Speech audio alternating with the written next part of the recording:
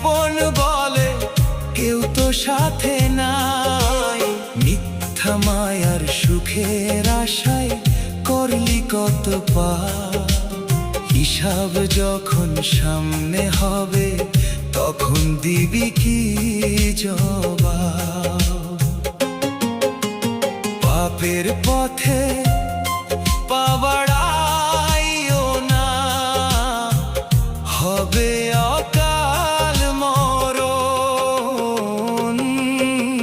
যমরাজ তোমার দুয়ারে এসে নিয়ে যাবে অচিন ভুবন।